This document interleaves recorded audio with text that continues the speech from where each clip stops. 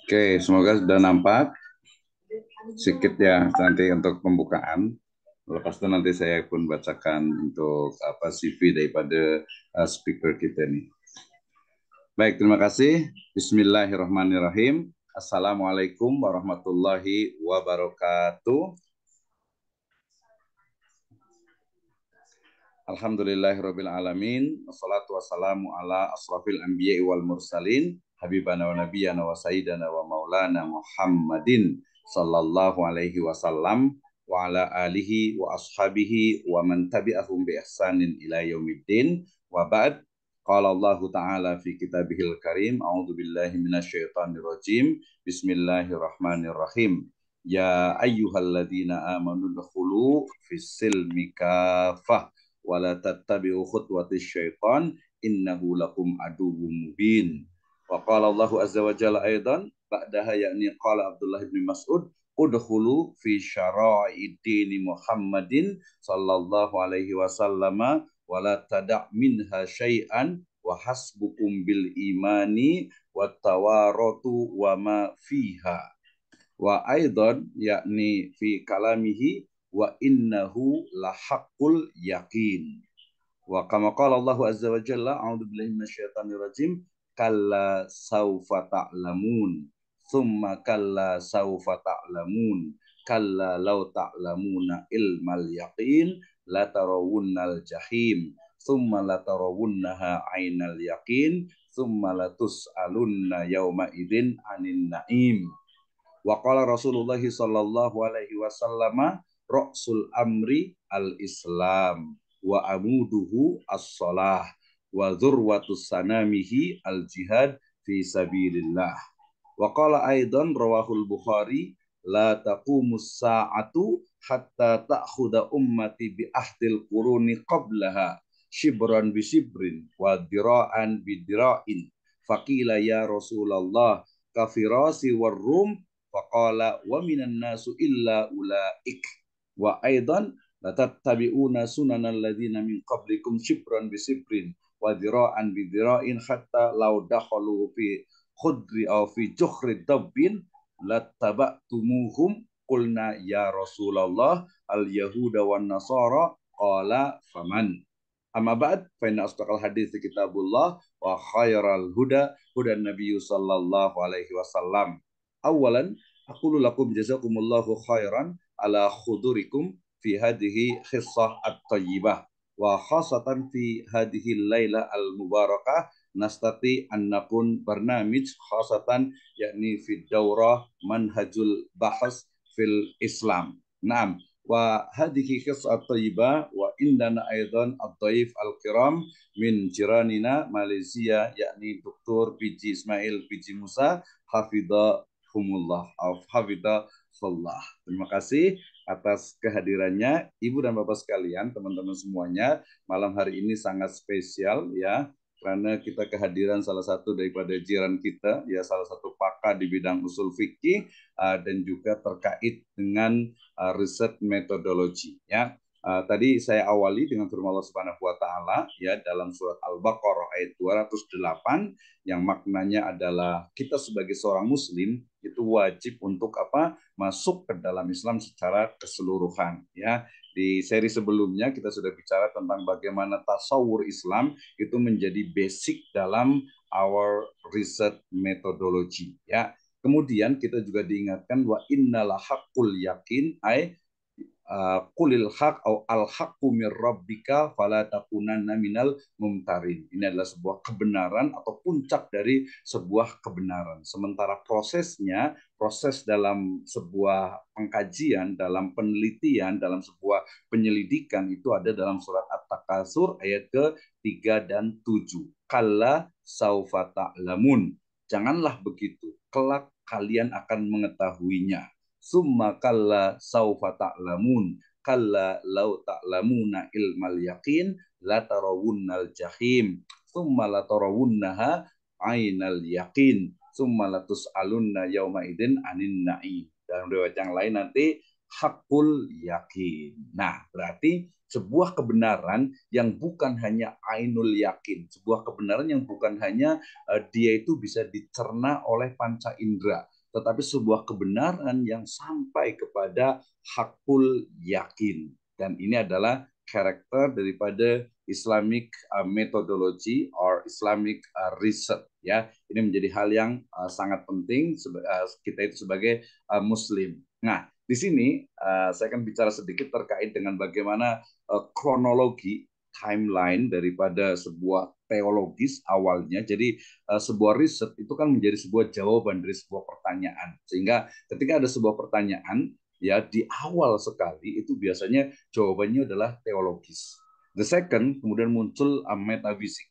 Ya, berikutnya adalah positivism, kemudian post-positivism, kemudian ada lagi postmodernisme, ya nanti kualitatif dengan post-positivisme itu memiliki banyak sekali paradigma, and maybe we can talk about the Islamic paradigm as a best Islamic research or Islamic approach in research methodology. Ya, ini menjadi hal yang sangat penting. Ya, kenapa?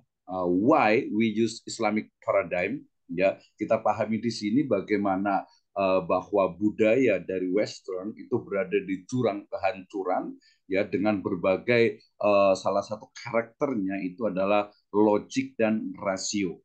Ya, seperti Richard Chepra menyatakan bahwa budaya Barat telah hancur karena telah mendewakan rasio. Ini dari perkataan Profesor Ahmad Tafsir dari Bandung, ya. Kemudian juga dekonstruksi daripada rasionalisme itu munculnya postmodernisme dan contemporary philosophy. Nah, dari sini kemudian if we talk about the positivism and also post-positivism, di sana hampir tidak ada, nihil sekali daripada nilai-nilai Islam. Nah, tentu saja ya, kita bicara tentang nanti Islamic law, ya, bagaimana hukum Islam. Nah, riset metodologi, ya, kemudian paradigm, kita bicara tentang paradigm, kemudian juga disebut dengan riset paradigm, kita pasti pahamkan, kemudian juga dasar-dasar dari sebuah paradigma. Ini adalah saya ambil daripada Prof. Dedi Sri Ahimsa daripada UGM, daripada UGM Universitas Gajah Mada, ya, Ahimsa Putra. Ini berbicara tentang bagaimana sebuah proses riset, ya, sebuah proses penelitian ternyata itu dia berasal dari asumsi dasar ataupun value yang ada pada seorang peneliti yang nantinya dia membentuk sebuah model. Nah, dari model itulah ya paradigma yang ada dalam kepalanya termasuk juga worldview-nya itu nanti yang akan sangat memengaruhi daripada penyelidikan yang akan dia lakukan.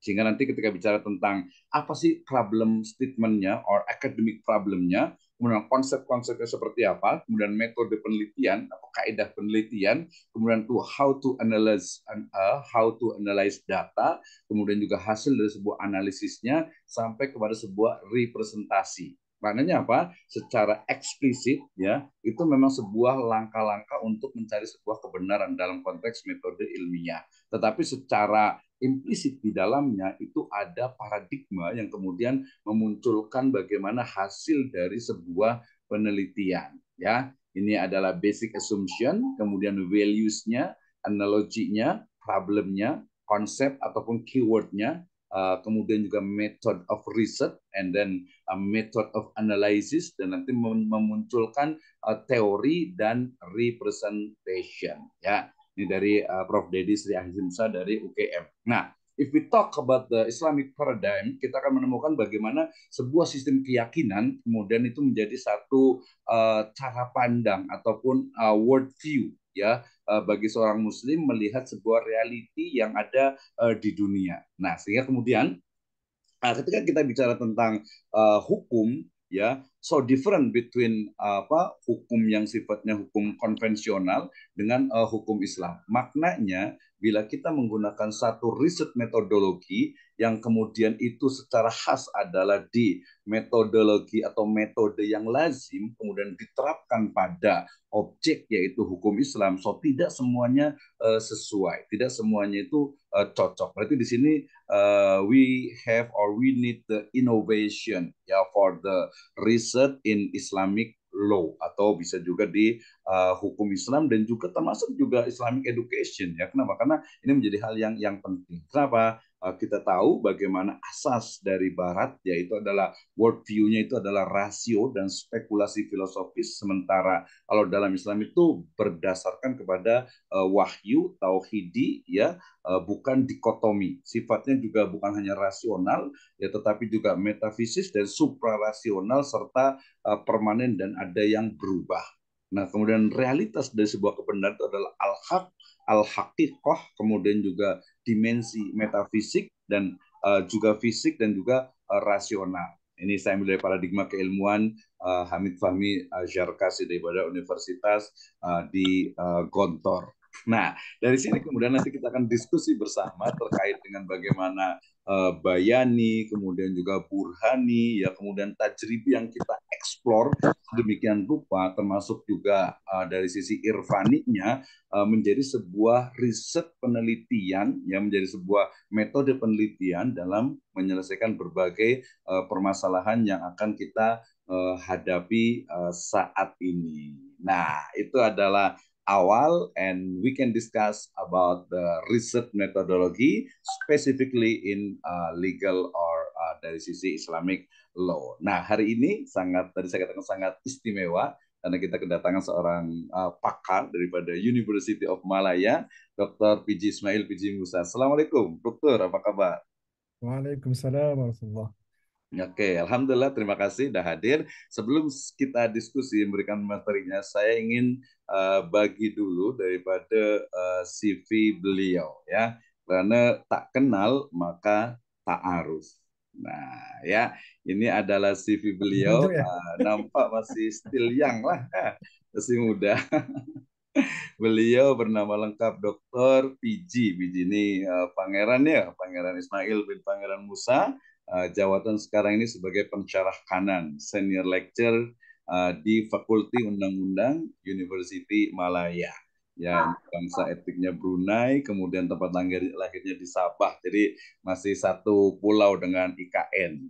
Hmm, betul betul. Jadi satu pulau, one island, three countries gitu ya. Nah, kemudian beliau saat ini di Malaysia, di Kuala Lumpur dan juga di Sabah tentu saja gitu ya. Kemudian yang paling penting adalah bidang kepakaran beliau nih. Saya sangat terkesima, tersanjung kecil orang awak tuh ya. Jadi kepakaran beliau itu ada bidang usul fikih, kemudian pentadbiran sistem perundangan plural di Sabah, ya undang-undang syariah dan adat, kemudian juga pentadbiran undang-undang jinayah, Islam di mahkamah syariah, ya, and then hak asasi manusia daripada perspektif Islam. Ini riset beliau, ya. Nah, kelayakan akademik, ya, beliau mulai dari sarjana muda, ya, di University Malaya, kemudian diploma pasca siswazah, ya, pasca sarjana di sini itu ya di kehakiman syariah tahun 2002 di University Islam Antarbangsa, kemudian sarjana syariah di University Malaya tahun 2015, kemudian PhD atau doktoral bidang syariah ya di pluralisme undang-undang dan undang-undang adat ya tahun 2020 di University Malaya. Nah, kemudian pengalaman kerjanya ini beliau sebagai peguam ya, itu peguam ya, sebagai lawyer, sebagai apa? Nggak, saya lupa bahasa Indonesia jadi sebagai apa nih kalau peguam gitu ya, sebagai pengacara ya, tapi bukan Pengacara ya. pengangguran banyak acara, bukan ya, bukan pengangguran, jadi pengacara ya. Jadi Jabatan Perkhidmatan Awam Negeri Sabah, ya pegawai sambilan, kemudian Timbalan Pendakwa Syar'i di Jabatan Hal Ehwal Agama Negeri Sabah, kemudian juga Peguam Syar'i, jadi Peguam Syar'i di pengacara syariah berarti ya, bagi kes permohonan pengesahan status agama dan pengesahan agama Simati ya. Kemudian juga sekarang sebagai pensyarah kanan ya Fakulti Undang-Undang University Malaya sampai sekarang. Nah, proyek kajiannya Ini hasil penelitian beliau sangat banyak sekali ya. Ini dari tahun berapa nih 2015 ini tentang penyelidikannya, permohonan keluar Islam dan seterusnya. Oh, ini kayaknya mesti satu hari nih kita baca nih ya. Tuh banyak sangat nih jemputan penceramah. Mudah-mudahan ada nanti daripada ada STIT, lepas itu yang mungkin yang ini sebenarnya actually ini yang apa? STIA Sekolah Tinggi Islam Administrasi Abdul Haris Makassar. Nah, sekarang ini pun yang menjemput dokter juga sekarang sudah menjadi Universitas Muhammadiyah Baru Makassar. Dia dah merger ya. Jadi Setia Abdul Haris ini. Mudah-mudahan ini cukup banyak beliau daripada penelitian-penelitiannya ya sehingga kemudian ini juga pengalaman untuk pembentangan kertas kerja internasional seminar, kemudian juga penyeliaan sebagai pembimbing untuk skripsi ya, tesis actually in Malaysia ya. Nah, ini semuanya menunjukkan bagaimana quality daripada beliau terkait dengan Islamic law, kemudian juga hukum adat, pluralisme hukum, dan lain sebagainya. Dan pada malam hari ini, we can discuss, kita akan membahas tentang bagaimana sebenarnya metode penelitian yang kemudian diterapkan ataupun yang berlaku di Malaysia. Ya, macam kalau di Indonesia ini beberapa itu biasanya kita guna itu macam ada normatif legal studies. Itu the first biasanya itu. Normatif legal studies maknanya objek daripada penyelidikan itu memang dia adalah undang-undang ya. Tapi kemudian sekarang pun berkembang juga namanya empirical or social legal studies. But the big question for me ya adalah aina makan manhajul bahas fil Islam. Ini masalahnya itu. Jadi baik itu saya mengatakan bahwa baik itu positivisme ataupun post positivisme termasuk juga metode penelitian dalam bidang hukum itu selalunya menihilkan agama ya sehingga kemudian karena soalnya itu kalau kami itu di UIN ya di UIN ataupun di IAIN itu ya atau di Sekolah Tinggi Agama Islam PTKIS Perguruan Tinggi Keagamaan Islam itu selalu kadang dia jadi menjadi terpisah ya walaupun ada Profesor Dokter daripada UIN Sunan Kalijaga itu ya Amin Abdullah dan juga Irwan Abdullah itu menggunakan istilah interkoneksi, interrelasi dan juga nanti ada penggunaan untuk ilmu-ilmu lain yang kemudian digunakan untuk Islamic Studies. Nah, ini menjadi hal yang menarik ya. Mungkin nanti teman-teman kayaknya formatnya kita lebih senang itu diskusi aja. Gitu ya. Jadi kita ngobrol, diskusi, mungkin nanti first sekali mungkin dalam 20 sampai 30 menit daripada Dr. Ismail, Biji Ismail Biji Musa. Lepas itu mungkin kita boleh diskusi. Ya, ini terima kasih teman-teman yang sudah hadir. Ada beberapa pelajar saya daripada ISTIT Sirojul Falah Bogor.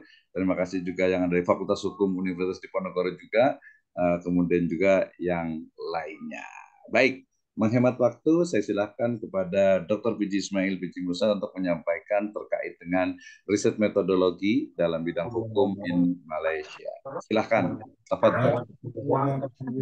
Assalamualaikum warahmatullahi wabarakatuh. Waalaikumsalam warahmatullahi wabarakatuh. Terima kasih banyak-banyak. Terima kasih kepada Dr. Wisnu, rakan saya sejak tahun bila kita jumpa tu insyaAllah dalam 2012 saya rasa. 2014. Kita jumpa 2014. Alhamdulillah pertemuan tersebut membuahkan banyak percambahan ilmu, percambahan idea. Lebih-lebih saya daripada Malaysia dan kemudian Dr. Wisnu daripada Indonesia. So kita banyak share benda-benda yang berkait dengan penelitian. Penelitian hukum lah. Begitu ya. Sebelum saya meneruskan, saya juga ingin memperkenalkan saya punya pelajar PhD, Zil. Sekarang saya punya pelajar PhD dari Indonesia juga, Minang orang awak ya. Orang awak. Betul. Orang awak ya. Awak. Dosen di apa universiti mana? Zil, intro sikit. Saya dari Ponorogo, dokter. Ponorogo, okey. Alhamdulillah saya dapat student yang bersungguh-sungguh. InsyaAllah mungkin dalam 3 tahun settle boleh siap tesis lah. InsyaAllah. InsyaAllah. Baik. Allah, amin. Sebelum saya meneruskan, bukan pembentangan lebih kepada perbincangan sharing berkenaan dengan konteks penelitian mungkin dapat dari perspektif Malaysia lah. Actually mungkin lebih kurang sama, tinggal lagi mungkin istilahnya mungkin berbeza ya. penggunaan istilahnya berbeza, cumanya mungkin pendekatannya sama sahaja. Okey, tapi sebelum itu saya agak tertarik dengan pembentangan sahabat saya Dr. Misnu tadi berkenaan dengan mindset ataupun mindset penyelidik yang akan mempengaruhi macam mana mereka menyelesaikan mereka punya kajian. Saya bersetuju dengan kajian tersebut atau pandangan tersebut pasal apabila kita pasal saya di Fakulti Hukum Universiti Malaya, saya mempunyai pelbagai pelajar yang daripada pelbagai latar belakang. Ada pengacara yang daripada undang-undang sivil, ada yang mahu melihat daripada perspektif human right, macam-macam. Jadi membimbangkan kalau macam seseorang mahu membuat kajian berkenaan dengan undang-undang Islam contohnya, okey, undang-undang kriminal, tapi tidak mempunyai mindset yang begitu baik dalam undang-undang Islam. Okey, jadi kita akan risau akhir kajian beliau dia akan menghasilkan suatu tesis yang uh, mungkin tidak bersesuaian dengan keadaan setempat lah, which is saya bersetuju dengan Dr. Misnu tadi berkenaan dengan mindset tadi. Jadi mungkin boleh panduan kepada saya lah untuk next memastikan okey macam mana kita nak, okey, kalau pelajar tersebut mahu melihat dari segi human right, human right macam mana yang mereka mahu lihat, okey. Pasal kalau bercakap human right ni benda yang tidak pernah selesai. Okey, masing-masing mempunyai perspektif yang berbeza daripada human right. Okey, berbalik kepada penelitian. Penelitian mungkin berdasarkan kepada latar belakang saya lah, seperti mana yang Dr. Misnu beritahu tadi, saya merupakan seorang pengacara ya. Kalau public prosecutor tu apa ya di Indonesia? Jaksa ya? Hakim. No, public prosecutor. Penuntut umum. Itulah saya punya kerja dulu ya. Saya punya kerja penuntut umum. Jadi dalam arti kata lain, banyak saya punya pendidikan dipengaruhi oleh pengalaman saya bekerja. Jadi that's why saya banyak kalau saya punya student, saya lebih suka mereka membawa kajian yang berbentuk socio-legal, which is bukan semata-mata doktrinal. Kenapa? Pasal akhirnya saya tidak mahu pelajar saya siapkan PhD, cuma tesis tersebut hanya diletakkan di rak perpustakaan saja. So sayang ilmu tu tak dapat dimanfaatkan oleh ummah. Jadi kita kena ingat setiap yang kita buat tu ada tanggungjawab. Kita belajar, so patutnya kita kena sampaikan kepada masyarakat lah. So what's the point kita bayar tinggi-tinggi, keluar duit banyak, saya pesan tapi you tak boleh nak contribute kepada ummah. So agak besar lah soalan kubur nanti kalau kita tak boleh buat benda tu lah. So itu yang saya lebih suka kalau pelajar kepada ini pandangan peribadi saya lah, lebih melihat kepada social legal. Okey. Tapi kalau Okey, tak apa, next. Saya teruskan ya. Terus. Bisa? Okey. Tapi bukanlah bermakna kalau student, pasal kalau di Universiti Malaya, kebanyakan kajian tu kalau di Fakultas Hukum, dia lebih kepada doctrinal study, ataupun kedua ialah social legal. Okay, doctrinal study ni saya rasa mungkin semua kita sudah maklum lah, merujuk kepada kajian-kajian yang armchair research. Okay, kita study berkenaan dengan the law, maybe dia punya implementation, cuma kita tidak ke lapangan. Kita merujuk kepada teori-teori yang ada lah. Okay, tapi social legal ni dia berbeza. Bukan berbeza lah, actually ada doctrinal study. Of course, bila kita kena literature review, right? Literature review, kita kena teori. So, sama jugalah. Dia masih merupakan sebahagian daripada doctrinal. Cumanya, teori tersebut kita akan aplikasikan dalam dapatan di lapangan. Okay, macam seperti mana yang Dr. Misnu beritahu tadi, saya lebih melihat kepada legal pluralism. Legal pluralism ni, saya turun ke Mahkamah Adat dan juga Mahkamah Syariah, tengok macam mana ataupun meneliti macam mana interaksi di antara undang-undang syariah dan undang-undang adat yang akhirnya mungkin memberikan kebaikan dan tidak kebaikan ataupun keburukan kepada masyarakat di Sabah. Jadi itu satu permasalahan ummah yang kita boleh selesaikan melalui penelitian akademik. Okey. Kemudian kalau kita bercakap lagi social legal, so dia banyak dia punya pendekatan lah. Ada kajian kes. I think Zail saya suruh dia buat comparative study Kenapa comparative study? Pasal mungkin dia mungkin Zil, insyaAllah Dr. Zil future in the near future akan jadi Dr. Zil. Dia boleh memanfaatkan ilmu insurans yang beliau kaji. Dia bila di-compare antara Malaysia dan Indonesia, insya-Allah mungkin insya-Allah lah, saya pasti beliau akan tamat pengajian secepat mungkin dengan keputusan yang baik. So dia akan membawa pengalaman di Malaysia ke Indonesia. Jadi itu yang kita harapkan daripada satu penelitian. Bukan semata-mata diletakkan di rak perpustakaan apa semualah. Jadi itu yang saya harapkan daripada punya pelajar. Biar ilmu itu berkembang dan ia memberikan suatu manfaat. Mungkin apabila kita boleh melihat insuransi di Malaysia, mungkin lebih baik, I don't know, Nazil lagi tahu, daripada Indonesia. Jadi apa salahnya kalau Indonesia belajar daripada Malaysia? Begitulah sebaliknya lah. Jadi itu itu adalah hikmah daripada sebuah penelitian. Jadi penelitian bukan suatu yang you habis, dapat doktor, settle. Tidak. Dia cuma satu permulaan kita mencapai kita punya tugas sebagai khalifah itulah. Bukan senang kita diberikan akal ni pinjaman akan dipertanggungjawabkan. Kalau kita menggunakan akal yang Allah beri sementara ni untuk benda-benda yang merosakkan agama, so I think kita semua sudah maklum cumanya kita manfaatkan orang yang ada untuk dari segi akademik untuk membawa sesuatu yang positif kepada ummah. Okey. Kemudian dalam satu penelitian, apa yang menjadi persoalan yang penting kita akan lihat ialah you punya problem statement ataupun pernyataan masalah.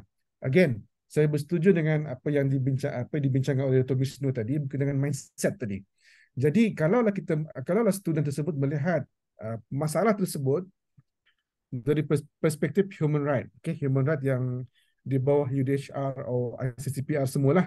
So pastinya the finding ataupun the finding lah, hipotesis apa semua dia akan ke arah itulah. So bila kajian sedemikian dikaitkan dengan undang-undang Islam contoh, jadi suatu yang kita kena perlu berhati-hatilah. Kerana bila bercakap human right tu dia banyak perspektif. Dia tak salah. Saya tidak mengatakan beliau salah. Saya tidak mengatakan pilih sedemikian salah. Cumanya itu daripada sudut pandang dia lah. Cuma kita sebagai orang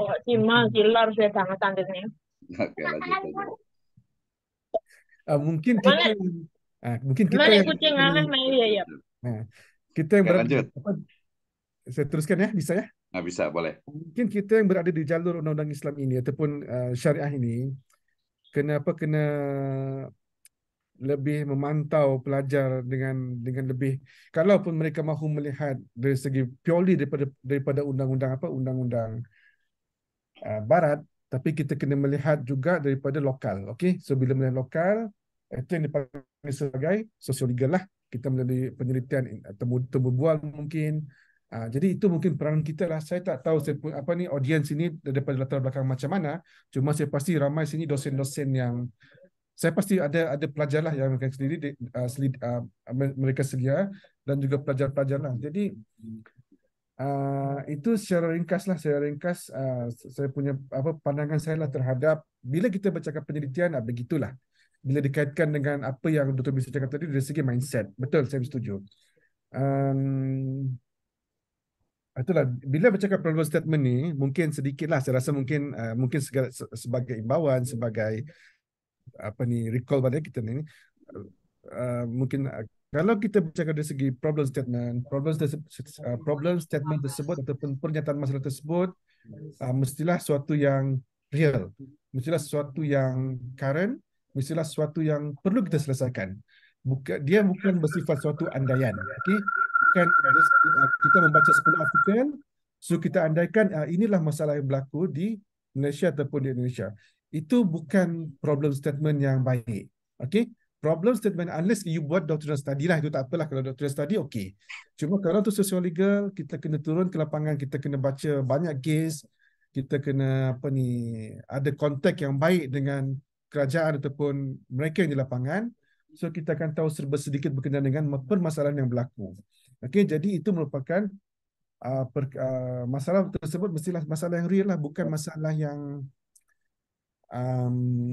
mungkin sudah berlaku 10 tahun lepas yang sudah selesai pun. Jadi bila kita membuat suatu kajian berdasarkan pada satu problem statement yang bagi saya begitulah yang tidak menepati kriteria problem settlement yang baik.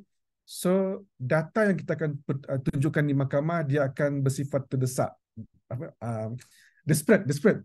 So kita mahu orang terima kita punya pandangan. But the point is you punya data, you punya argument tu tidak berasaskan kepada problem statement yang betul-betul berlaku, betul-betul perlu diselesaikan ataupun benda yang benda yang masyarakat bercerita, masyarakat berkatalah itu masalah dalam masyarakat. Okey. Jadi mungkin kalau bercakap dari segi penelitian tu, dari segi metodologi kajian itu, saya rasa mungkin tidak ada isu lah, pasal kita semua sini mungkin sudah maklum.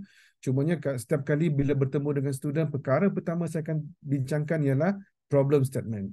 Your problem statement must be strong, must be fulfill the element, then okay, mana you boleh proceed. Okay. Seperkara lagi mungkin saya share pengalaman di Malaysia. I think di Indonesia pun mungkin lebih kurang. Lebih kurang. Kalau kita membuat suatu kajian, lebih-lebih kajian yang bersifat sosial-legal, kita perlu jalankan secara berhati-hati. Kerana dia melibatkan nama baik, dia boleh menjadi fitnah kalau dilakukan dengan cara yang tidak betul. Okay?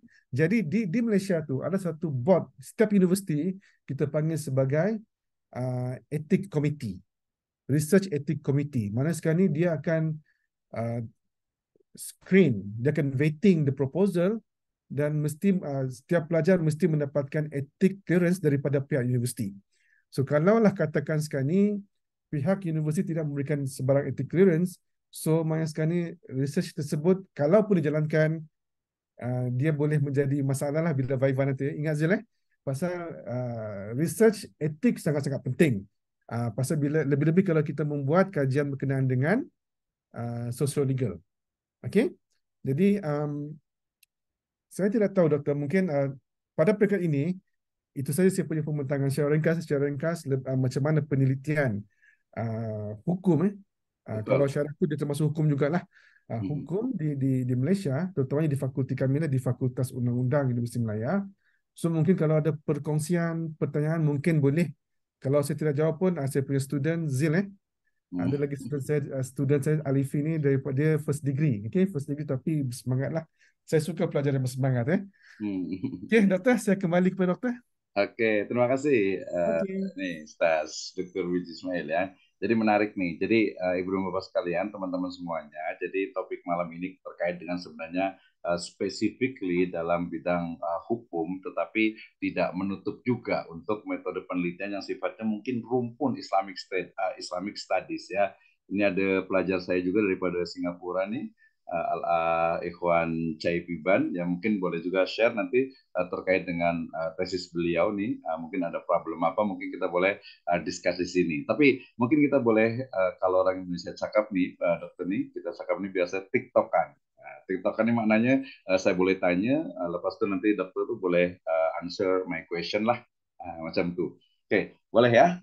Jadi mungkin dalam nanti sambil kita tunggu mungkin ada beberapa audiens, partisipan yang mungkin boleh bertanya. Biasanya nanti ada Pak Eko Nafsuroh nih yang selalu tanya biasanya. Terima kasih juga ada Pak Nasihuddin juga. Ini pelajar-pelajar saya daripada STIT Sirajul Falah Bogor ya. Baik, pertanyaan saya pertama gini, dokter. Jadi tadi untuk metode penelitian ataupun kita biasa cakap tuh research approach itu yang di UM tuh biasa yang diguna tuh ada berapa?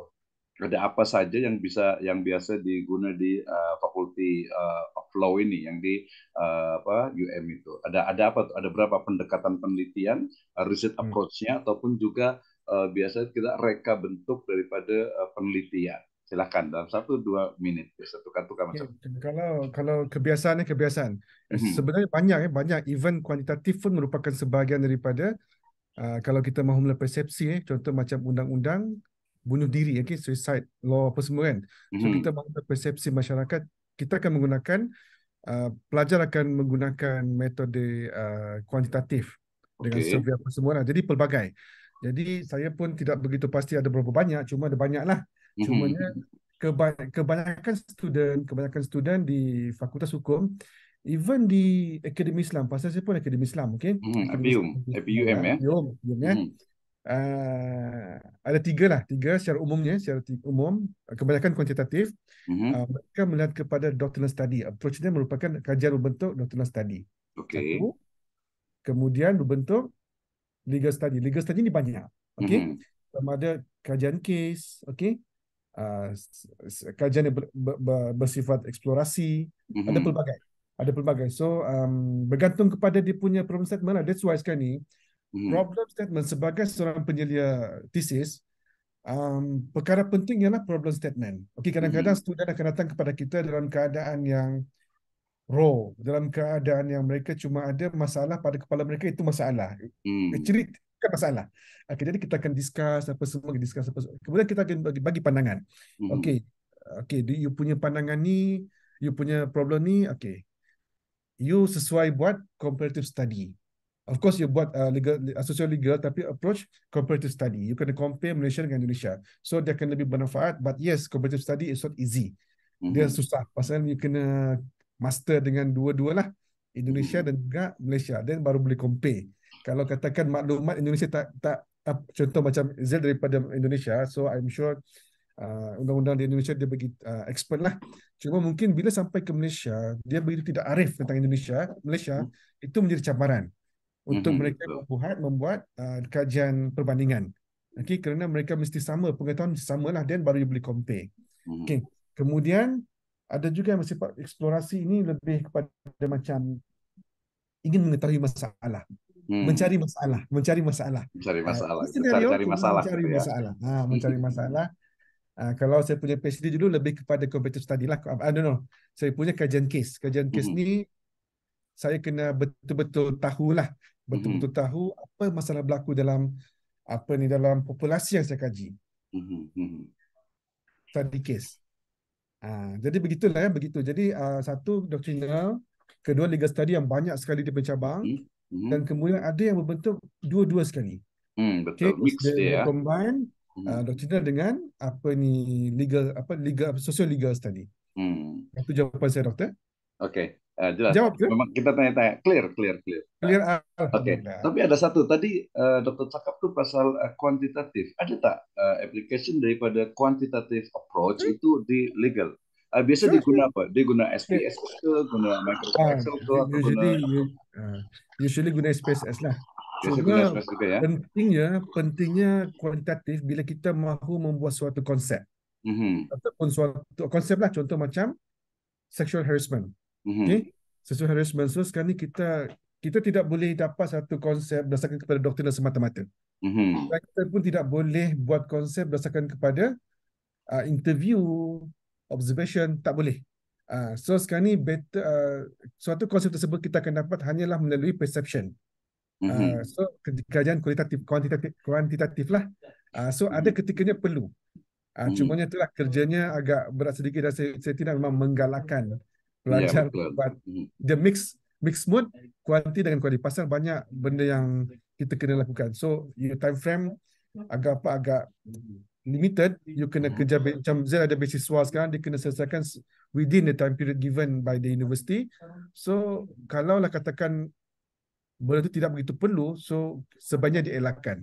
Satu lagi, bila terlampau ambitious, takut semasa Viva nanti. Semasa Viva, katakan sekarang ni kita punya metode untuk kuantitatif, dia sangat strict kan, dia punya kaedah kan, dia agak strict. So berbeza dengan kuali, kadang-kadang kuali ni kalau di Malaysia boleh goreng lah, okay? Boleh goreng, boleh. Yang penting you buat you dapat ethic clearance, dapat job objektif, data okay apa semua, you fine. Cuma tak kalau kuanti. That's why I tak begitu, bukan tak begitulah, saya tak menggalakkan saya punya student untuk buat mix mode, untuk kuanti dengan juga kuali.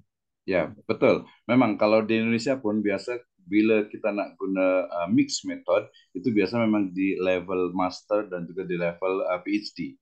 Biasa dah digalakkan tuh untuk yang PhD utamanya. Tapi kalau master ini biasa memang dia pilihlah salah satu daripada kuantitatif ataupun kualitatif.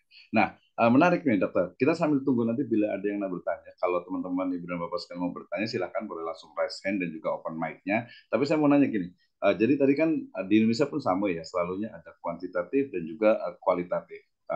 My question terkait dengan kualitatif, ada yang biasa diguna di UM ini, bidang untuk approach-nya itu apa? Macam kalau di Indonesia ini kita biasa guna fenomenologi, lepas itu guna etnografi. Sekarang ini yang dah berkembang ini ada netnografi, virtual etnografi, lepas itu mungkin ada case study, kemudian juga ada grounded theory, mungkin juga ada sekarang tuh boleh kita guna pakai Atlas TI ataupun juga guna NVivo, macam mana? Jadi ada berapa mungkin pendekatan ataupun approach untuk yang kualitatif di bidang hukum khususnya, khasnya. Silakan dokter. Saya rasa ada sedikit apa saya dah bertangan tadi. Ini pengalaman pasal kalau kita secara tepatnya memang tidak dapatlah, kerana itu bergantung kepada permasalahan kajian dan juga Betul. kehendak student dan juga pandangan penyelia lah. Cuma ya sebenarnya ground theory apa itu memang ada teori benda itu, cuma kita bergantung kepada pelajar lah. Okey, cuma setakat ni yang biasa saya jalankan kepada pelajar ialah comparative study, case study. Itulah dia sosial legal. Saya lebih pasal sosial legal. Sosial legal, betul. Comparative study. Pasal saya rasa saya pribadi melihat kalau you ada data di lapangan, so maknanya sekarang ni benda tu you boleh dia real lah. You test the theory. You test the theory dalam di lapangan. Di lapangan, di masyarakat ya. Berkenaan dengan STI, saya tidak bagi pandangan saya lah, STI itu merupakan satu metode untuk kita merekodkan data sebenarnya, ataupun kalau interview, lepas tu apa lagi, kalau kajian pustaka juga, literature review apa semua kan. Setakat ni pelajar saya tak adalah, dia orang guna STI untuk dia orang punya support, dia orang punya literature review, dan bagi saya itu, pandangan saya lah, itu lebih kepada cara you untuk mendapat untuk menganalisis menganalisis data. Cuma bagi saya kalau macam pengalaman saya di Malaysia, itu bukan sebahagian daripada metodologi approach pendidikan. Pasal itu merupakan apa yang you buat, katakan sekarang kita buat perbandingan, ataupun kita buat kajian kes. Memang kita akan guna Atlas TI untuk mudahkan menganalisis data interview dan juga data bila buat literature review. Cuma itulah macam seorang doktor tadi, kalau dia banyak itulah, bila saya kata dia banyak. Cuma sekarang ni kalau etnografi apa semua itu mungkin kita ada crossfield. Itu sekarang pasal research sekarang pun tendensi untuk ke arah itulah. So research yang berkualiti, siapa ni? Okey, research yang berkualiti adalah research yang dia ada ni crossfield ni.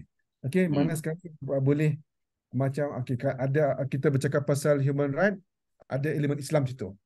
Kalau macam contoh ada my student dia buat pasal hadis, tapi dia tengok dari segi digitalization of hadis.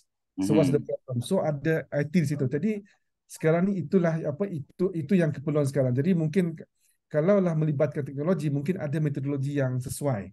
Okey, sama lah kalau macam melibatkan adat, mungkin akan melibatkan etnografi. Jadi pelbagai.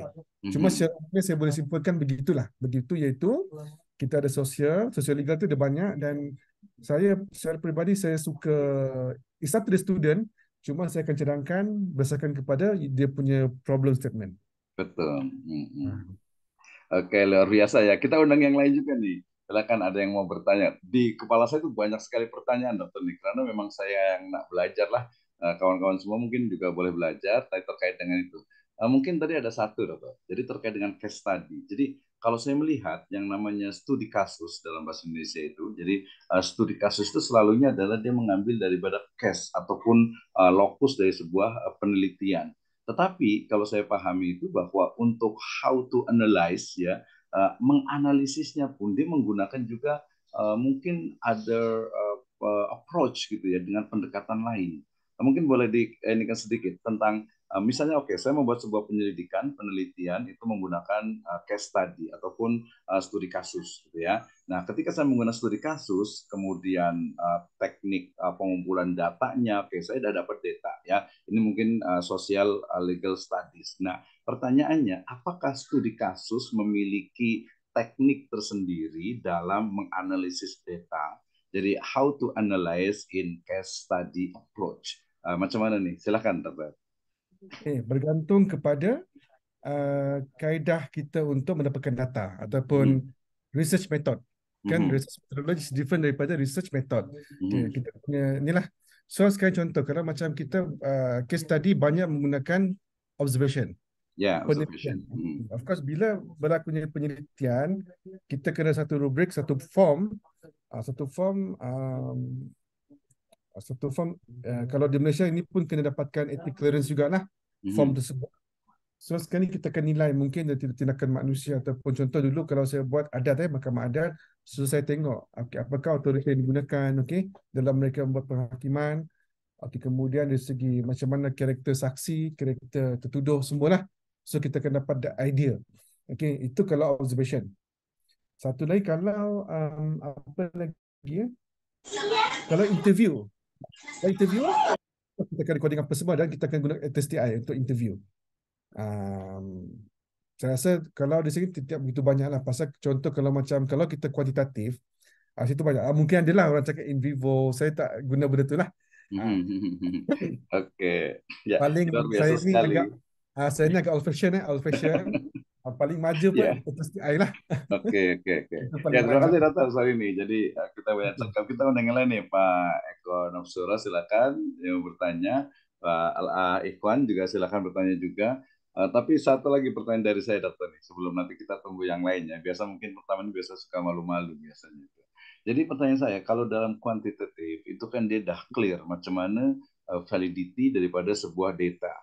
Ya, the question, pertanyaannya adalah macam mana standar daripada validity untuk data nih pada research qualitative approach.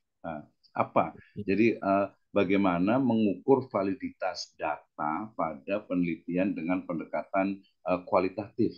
Ya, misalnya tadi comparison atau mungkin juga case study gitu ya, atau mungkin juga fenomenologi gitu. Itu sebenarnya ada nggak sih standar untuk validitasnya, cara mengukur validitas datanya? Seperti apa nih biasa yang berlaku di sana? Silakan.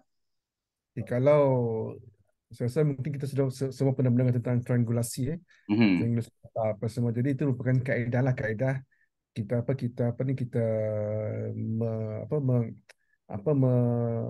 validate kita punya data tersebut. That's why kita berbeza dengan kuanti mungkin kelebihannya ialah kaedah sendiri pun dia akan validate the data by itself lah, so mudah kalau kuanti.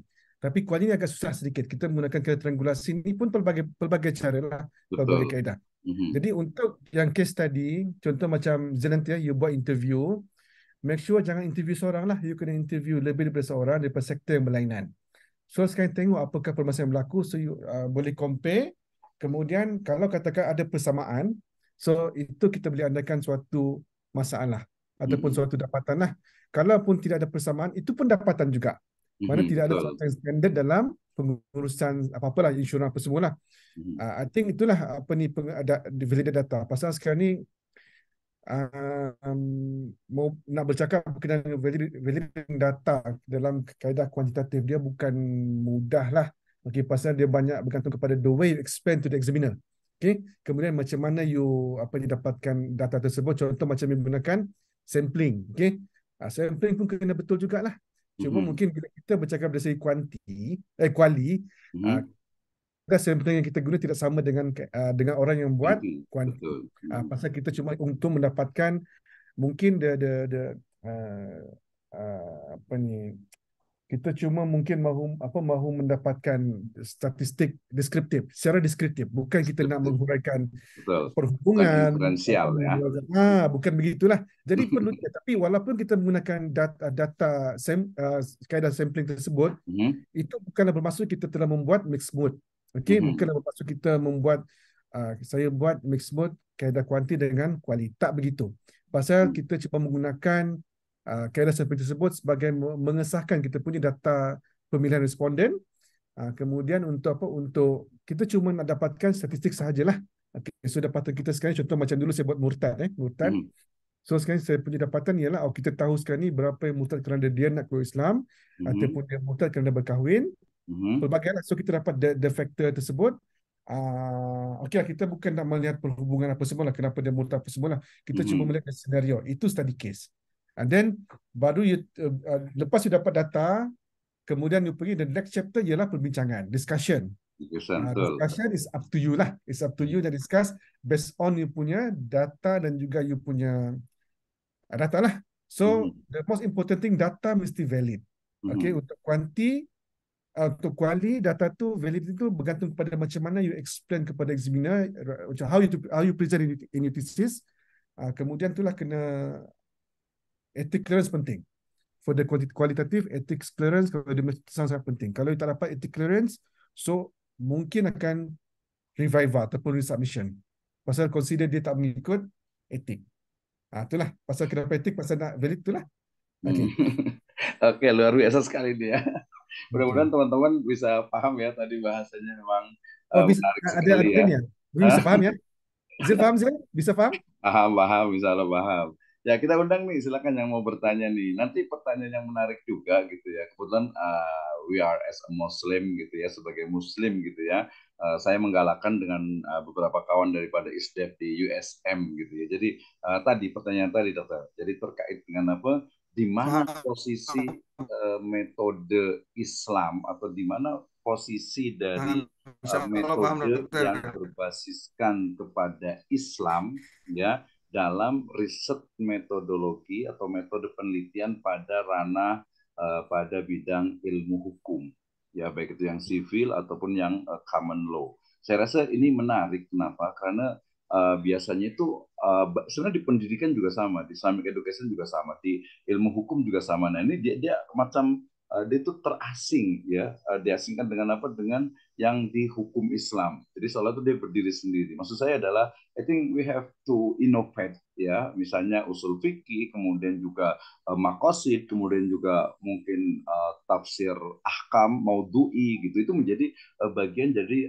riset metodologi ya, khususnya nanti dalam ya bukan hanya Islamic studies saja. Ya, for example, kalau kita ngambil misalnya surut daripada ruwah ataupun rawi gitu ya, itu kan menjadi dasar juga untuk validity dari seorang narasumber ya, dari informan, dari narasumber itu kan bisa kita kembangkan ke sana. Kemudian juga mungkin tematik ataupun maudhu'i ya, maudhu'i itu dia menjadi juga satu metodologi yang perlu kita kembangkan. Ini pendapatnya gimana nih tentang menggalakkan riset metodologi berbasis Islam ya, untuk Islamic Studies ataupun juga untuk general science, termasuk juga dalam bidang ilmu hukum. Nah ya, kayak gimana nih pendapatnya nih? Apa di sana berkembang atau seperti apa? Atau mungkin ya sudahlah kalau meneliti pakai usul fikih ke EPIUM gitu ya, EPIUM gitu ya. Kalau yang di sini yang di sipil ini, yang di perundang-undangan ini, ya udahlah ini aja konon, udah ini aja fokus aja, nggak usah kisah. Atau seperti apa sebenarnya di Malaysia sana nih? Dia bergantung. So sekarang ni pertama sekali kita biasanya lah di Malaysia dia tengok kita teori yang kita nak guna sekarang. Okay? Contoh sekarang ni kajian yang bersifat uruf. Right? Uruf. Ialah perlu ada perbincangan yang detail berkenaan dengan uruf, satu chapter lah. Kita mungkin kaedah-kaedah fiqh, induktif, diduktif semualah. Itu kebanyakan dalam kaedah apa kalau kita mahu mengkaji hukum.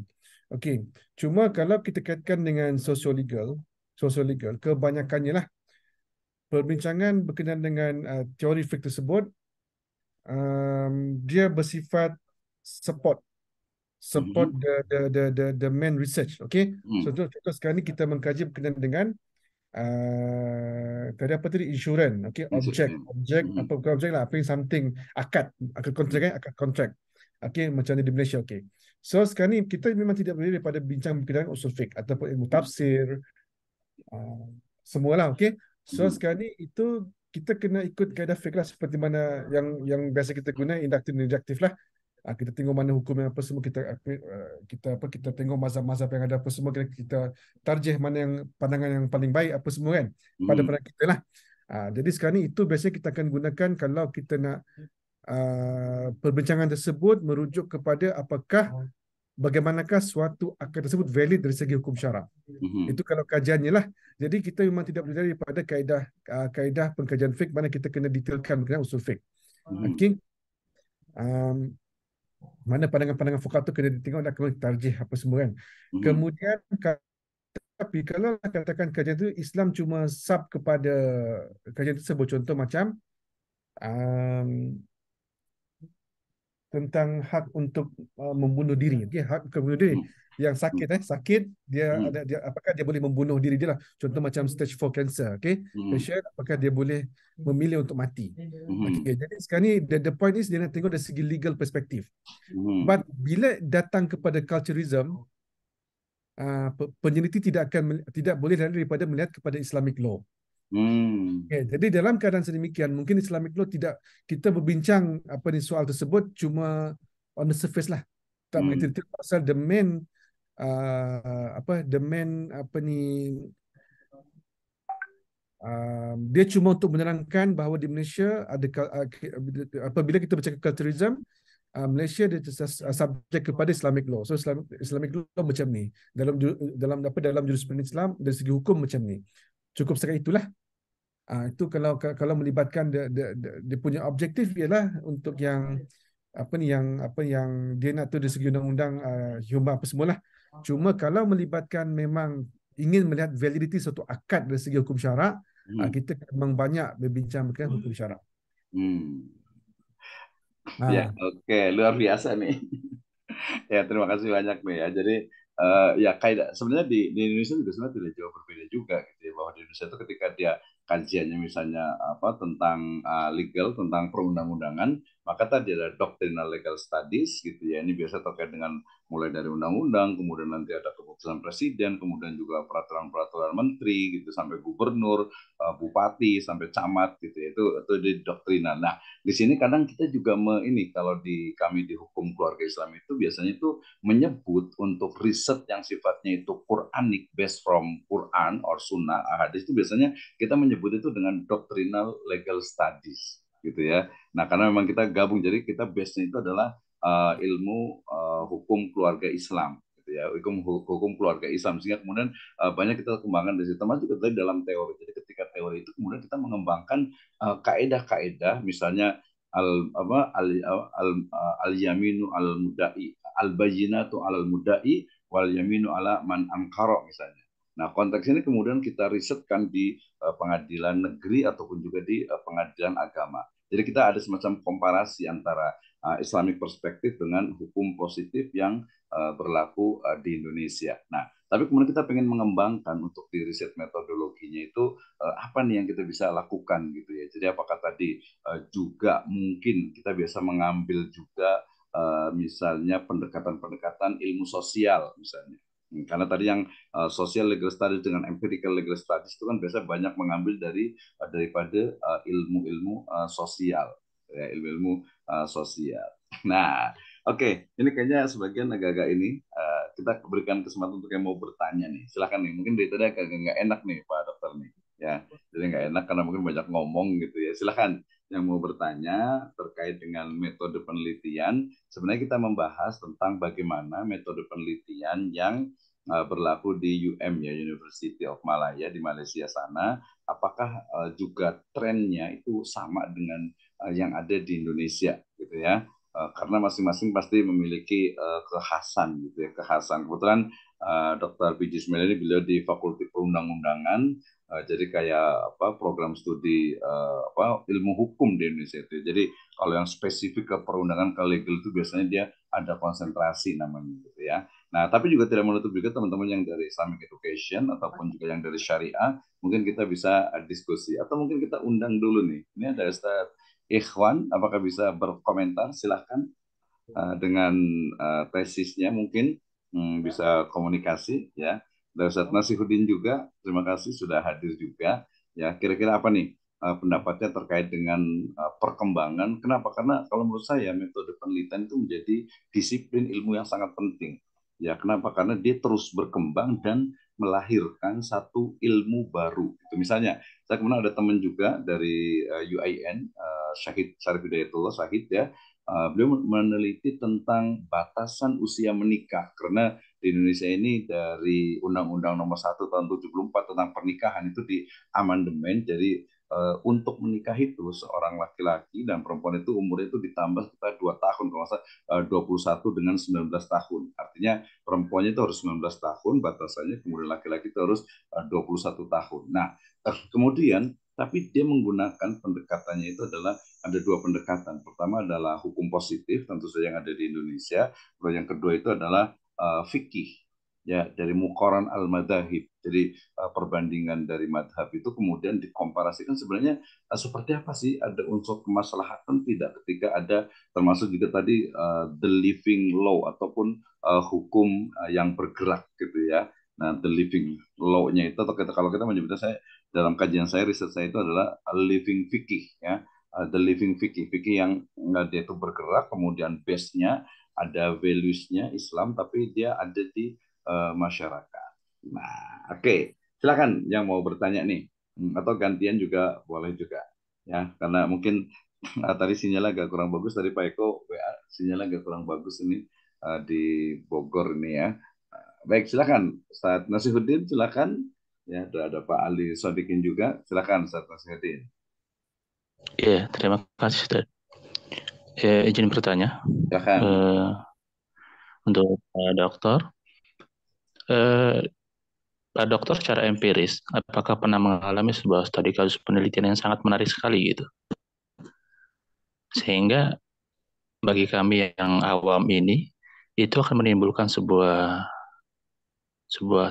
ketertarikan untuk melakukan sebuah metode penelitian. Ya, terima kasih.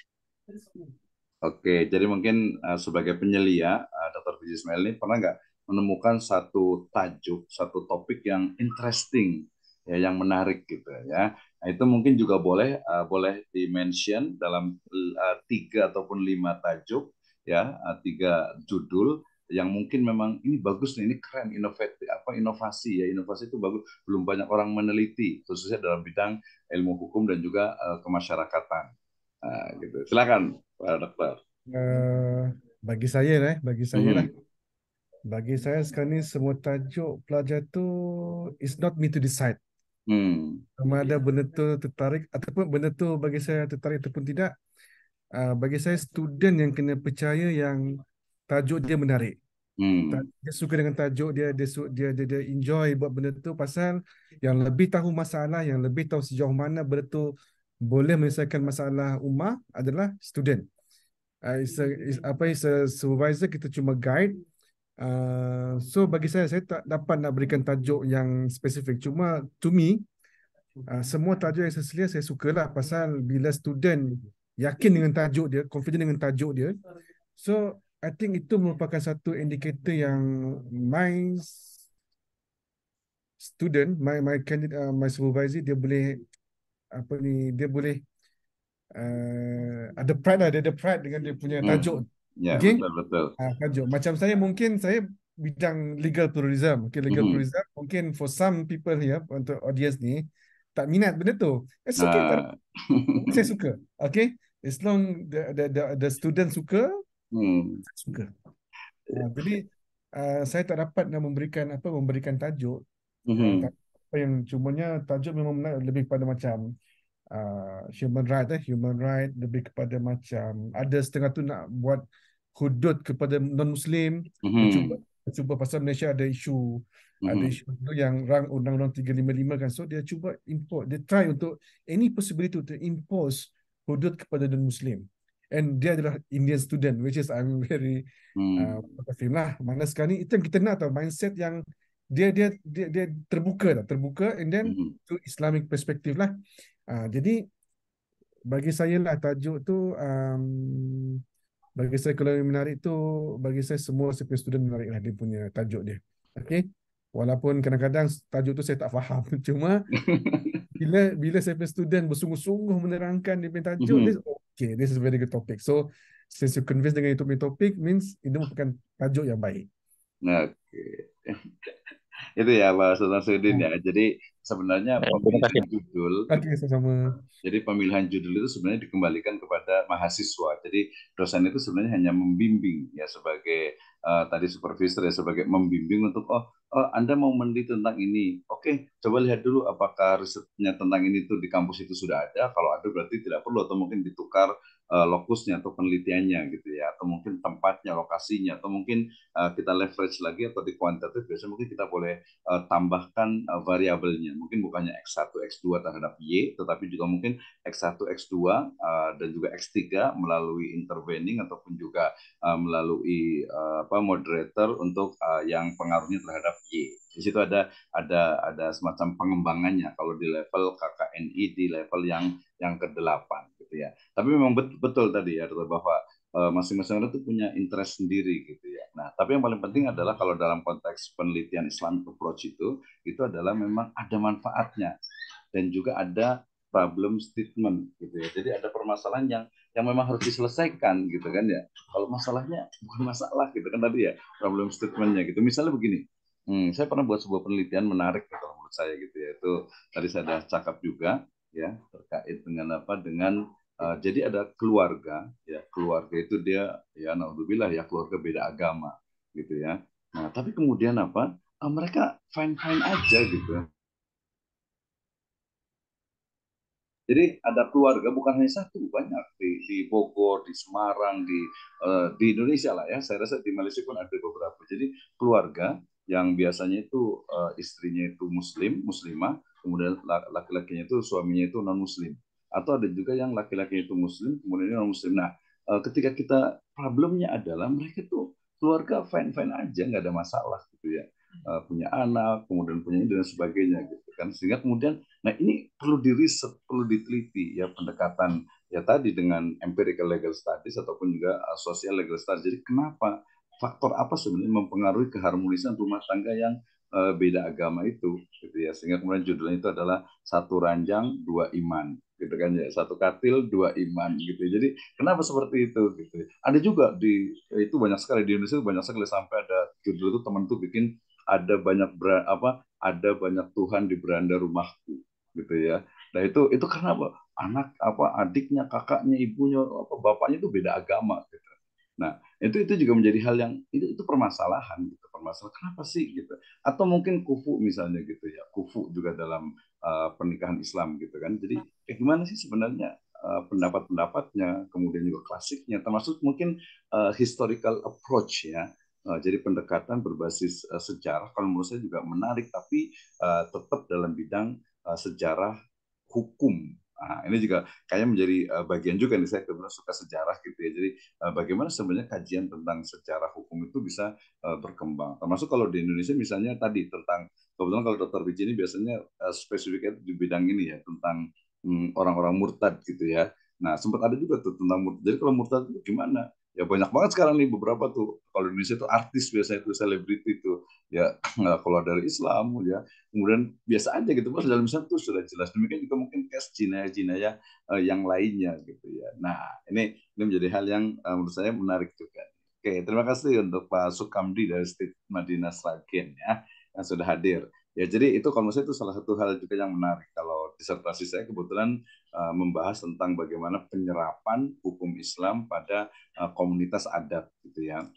Bagaimana mereka yang non Muslim, mereka non Muslim tapi banyak melakukan hal-hal ataupun aktivitas yang Islam gitu ya. Jadi di situ saya menggunakan 3 community sehingga kemudian ternyata memang yang disebut dengan kenapa orang itu memilih hukum. Misalnya gini, di Indonesia ini hampir ya belum ada riset secara presentasi ya beberapa peratus tapi kebanyakan orang itu tidak melaksanakan hukum waris Islam gitu ya. Tidak melaksanakan gitu ya, walaupun secara teori itu ada tapi mereka itu tidak gitu ya, sehingga kemudian dalam kompilasi hukum Islam makanya muncul ada asas misalnya ahli waris pengganti ya, kemudian yang kedua juga asas untuk istilahnya itu bagi rata gitu ya. Jadi dibagi sama, jadi masuknya nanti ke hibah bukan ke waris, tapi faktanya juga memang masyarakat itu enggak gitu, enggak lidzakari mislu hadil unsayain, tidak seperti itu gitu. Jadi rata-rata itu ya sama gitu. Ini kan sebenarnya ya kalau perspektifnya Islamic law ini masalah gitu ya. Kenapa sih? Kenapa masyarakat Muslim itu kemudian tidak melaksanakan hukum waris Islam misalnya? Nah, seperti itu ya. Oke, silakan kita kasih kesempatan untuk yang bertanya lagi. Ya, kita masih ada waktu dalam udah lewat jauh banget ini ya. Udah lewat 12 menit ini. Udah jauh banget nih. Masya Allah. Oke, mohon maaf sekali nih ya. Mungkin ini saya undang tadi ada Ikhwan ini Ustaz Ikhwan, Anda bisa boleh open mic? Oh, mau bertanya ya, boleh silakan. Enggak langsung ya, boleh. Ini daripada Ikhwan Caipiban, ini pelajar saya di MIC di KIM Singapura, ya. Beliau lagi tesis. Pertanyaan beliau tadi adalah terkait dengan sejak saya buka di chat ya. Oke, Anda bertanya, apakah cara-cara mengkonkret bahan-bahan tulisan pada tesis? Ini mesti kita explain lagi nih. Dokter mungkin boleh answer ya. Jadi, Okey. apakah cara-cara mengkonkret bahan-bahan tulisan pada tesis? Okey. Silakan. Dalam tesis, kita ada satu dipanggil sebagai problem statement. Okey. Problem statement tersebut merupakan masalah dan kemudian ada objektif kajian di mana sekarang ni problem daripada permasalahan yang panjang tersebut. So ini merupakan perkara-perkara yang saya akan kaji dalam tesis ini. Okay, now untuk support kepada adakah permasalahan tersebut wujud ataupun real ataupun yang seperti mana saya beritahu tadi real apa semua, dan kita akan teruskan kepada literature review. So sekarang ni actually dalam tesis tak ada satu bahagian yang wujud secara sia-sia. Okay? Semuanya memainkan peranan. Even introduction, thesis statement sangat-sangat penting. Sebenarnya kalau macam pelajar calon lah, dia menulis sesuatu yang lebih kepada macam introduction. Okay, sepatutnya permulaan dalam thesis tu dia bukan introduction, tapi lebih kepada the idea what the thesis is all about. Bukannya, okay, contoh macam murtad. Okay, you punya introduction murtad ialah sekian. Tidak, thesis tidak begitu. Okay, so sekarang ni apa yang saya boleh macam manakah saya ingin mengukuhkan penulisan dalam tesis. That's why tesis dia bukan buku. Okay, dia berbeza. Buku, tesis, artikel dia berbeza.